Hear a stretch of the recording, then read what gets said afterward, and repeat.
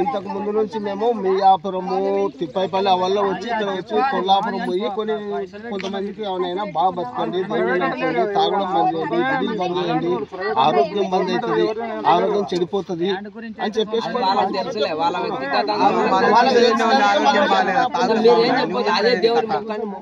నీ దేవుడిని నీ ప్రచారం ప్రచారం చేయడానికి ఎవరిచ్చింది పర్మిషన్? మత ప్రచారం చేయడానికి పర్మిషన్